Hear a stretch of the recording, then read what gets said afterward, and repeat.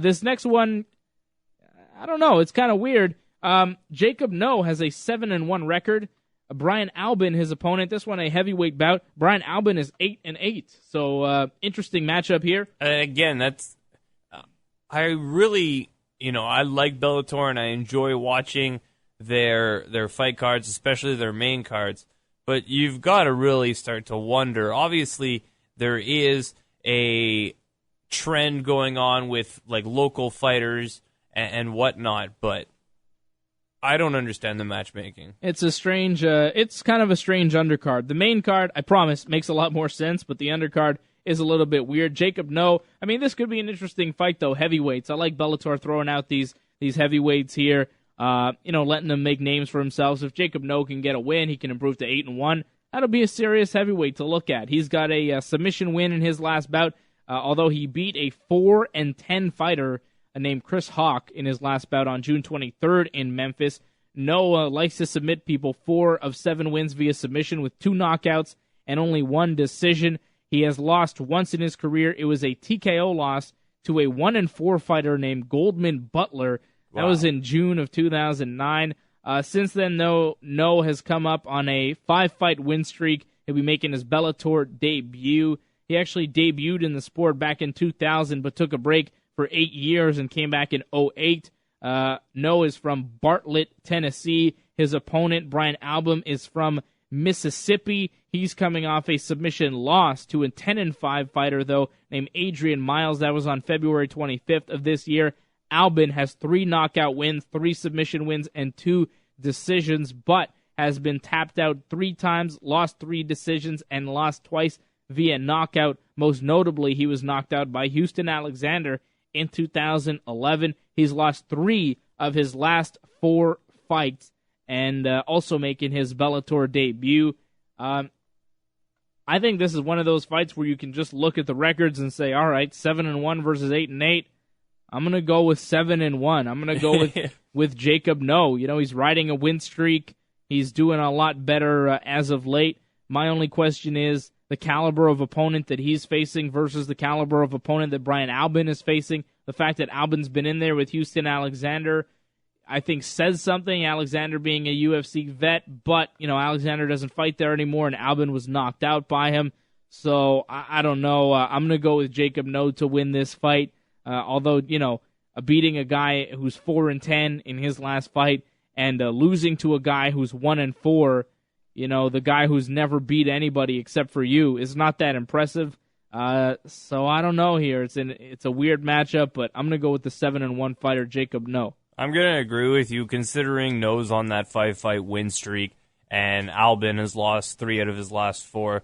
It's not hard to make this decision. I just don't like the matchmaking, personally. Yeah, it's not a great matchup. I don't know.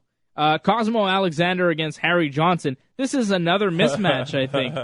Oh, yeah. Yes. The guy's name is Harry Johnson. Harry. Harry. All right? Settle down. He's 6-7, though, which is not great. He's coming into this with a losing record. More experience, though, than Cosmo Alexandre, who's only fought 3 times but has 2 wins and 1 loss. Alexander coming off a unanimous decision victory over Laurenti Nelson. Actually handed Laurenti Nelson his first ever loss. He's now 5-1. Alexander, that was actually on May 4th for Bellator in Rama, Ontario. He's only fought for Bellator, 2-1 in the promotion. All his pro fights have been there. He lost his pro debut via decision to 4-0 fighter Josh Quayhagen. That was in October of last year. Alexander is 30 years old, was a former professional kickboxer with a 40-14 record. He's from Brazil, but fights out of Florida with the Black Zillions camp. So he's training with some really, really good guys out there in Florida, notably, Rashad Evans and just a bunch of really... Melvin Guillard, Michael Johnson. Tough guys Jorge out there. Santiago. Very, very good camp. Antonio Silva, all sorts of guys fighting out of there. His opponent, Harry Johnson, coming off a knockout victory over a 12-5 fighter named Nate Jolly. That was on May 12th in Kingsport, Tennessee. He's got 4 of 6 wins via knockout with 2 submissions. So this could be an interesting matchup as, He's lost 7 times, but 5 of those are via submission, 1 knockout, 1 decision. He's fighting a kickboxer. I don't see Alexander wanting to take this to the ground. I think this is going to be a stand-up fight, and that's where Johnson likes to fight. So he may not have a great record, but it could be an interesting matchup stylistically. It's a middleweight bout. Johnson has won, actually, 2 of his last 3 with that 1 loss via submission to a guy who fights currently in the UFC, Tommy Hayden. Johnson made his pro debut in 2008, and he's 26 years old from Memphis, Tennessee. Harry Johnson, Cosmo Alexandre. I like Cosmo, but I think this could be an interesting matchup. Cosmo's a guy I think that Bellator really wants to push and make one into one of their stars, but I think they'll be able to do that here with Harry Johnson. I don't know how far Cosmo Alexandre will go, but I think he'll be able to go past 6-7 Johnson. I'm going to go with Cosmo. Yeah, I agree with you. In Cosmo's last fight against Laurent T. Nelson, I didn't give Cosmo a chance because he was a 1-1 fighter taking on a 5-0 fighter, and he really shocked me by defeating Nelson. Yes, unanimous decision. It went the distance, but he outscored him, and it was impressive in my opinion. Whereas I've never seen Harry Johnson fight before. And it's You've never seen Harry Johnson? No, I've never seen Harry Johnson. So Alexander it is. I give it to Alexander to win and defeat Harry Johnson. We're going with Cosmo, and we get to the main card. It's Matt Van Buren. This is kind of weird. Are we watching Seinfeld or what? We just had a guy named Cosmo. Okay, it's like the Kramer connection here. And Van Buren, the Van Buren boys, of course, were Kramer. He learned their secret gang signal. You remember that one? You know what I'm talking about? And George needed it, but he didn't have it, so they beat him up. Poor George. So Matt Van Buren. This is kind of weird. Van Buren is 5-0. He takes on 2-0 Mike Muticelli. This one in the light heavyweight division. A pair of undefeated light heavyweights going at it. I like this matchup to start out the main card. Van Buren coming off a submission victory over 1-2 fighter Sean Levesque in his last bout. That was in November of last year at Bellator 57 in Rama, Ontario. And yes, Sean Levesque is what Triple H and Shawn Michaels' son would be called. Which is ridiculous.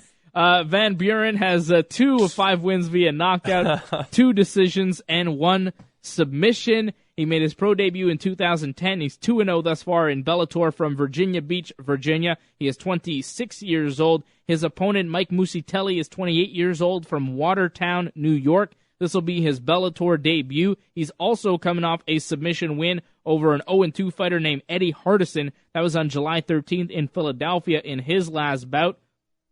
So Muticelli has fought more recently. He made his pro debut in October of 2010, so he's kind of had a weird journey fighting in October 2010, getting a knockout win, and then not fighting again until July of 2012, where he got that submission win in his last fight. He's actually never got a win, though, against an opponent with a winning record, where Van Buren does have a couple wins over opponents with winning records. So an interesting matchup here. Van Buren, kind of a long layoff away from the cage.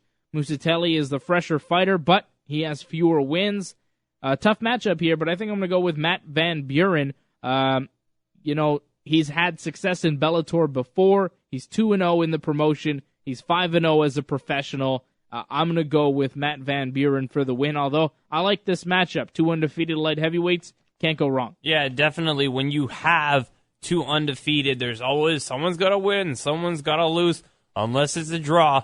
But I don't see it going that way, as Van Buren has only gone the distance twice, whereas Muticelli has never gone the decision with 1 knockout and 1 submission.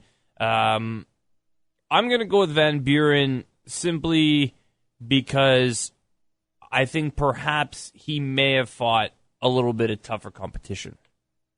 Interesting matchup, though. Kind of tough to call, for sure. One of the tougher fights to call, I think, when you have guys with winning records against guys with losing records consistently on the undercard, and you come up on the main card, and you've got 2 guys with perfect records. It's tougher to call, and it's good. I'm looking forward to this fight on Friday night.